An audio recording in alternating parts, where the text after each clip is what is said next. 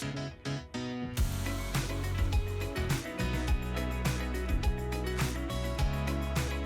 everybody, and welcome to our April 2025 newsletter. It's spring in New York, which is amazing, more light and warmer weather.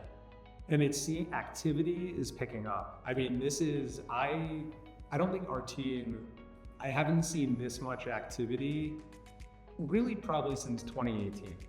Yeah, I mean, it's definitely picked up a lot, and I think that it's a kind of a wait and see if that will actually turn to actual deals or if it's just a lot of activity and not necessarily a lot happening. But, time will tell. Yeah.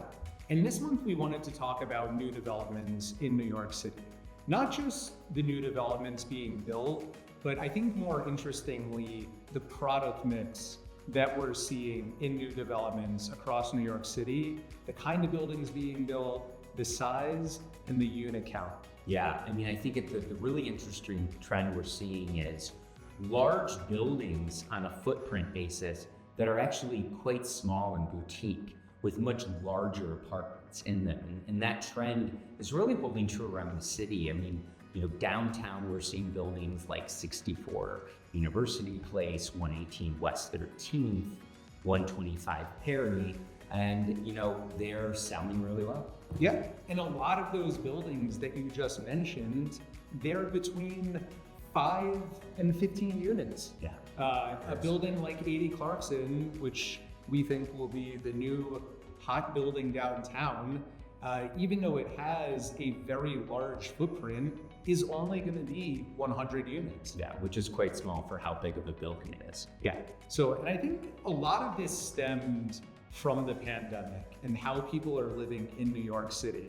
And what we saw, I would say in the early 2000s, mid-2000, from 2000 to 2014, in a lot of the buildings we saw being built, the majority of the product mix in those buildings was 1 bedrooms, 2 bedrooms, 3 bedrooms, with a couple 4 or 5 bedrooms sprinkled in. Right. And really what we're seeing now in a lot of these buildings is they're starting at 2,000 square foot, 3-bedroom apartments, and they're going to 4 bedrooms, 5 bedrooms, and that's more the norm in these buildings. Well, and I think that the interesting trend was during the pandemic, you either saw people flee New York or entrench themselves in New York. And so in these very hot residential neighborhoods where all of these new developments that we're talking about are taking place, they are building for those entrenched buyers who stay, who need to increase the space they have, and they have the budget to do so. Yeah.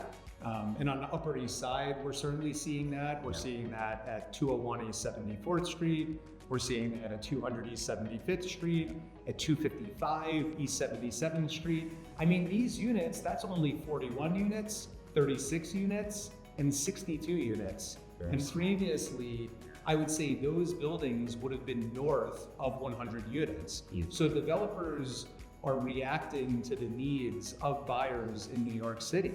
Yeah. And oftentimes for buyers, if they wanted the larger footprint, the only option was to go to a pre-war co-op if you were uptown, or if you were down for a townhouse, or if you were down in Tribeca, a loft conversion where you're getting a much larger footprint.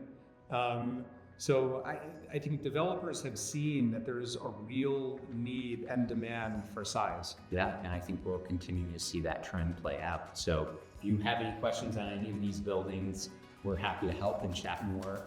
But have a great month, everybody. Stay chatting.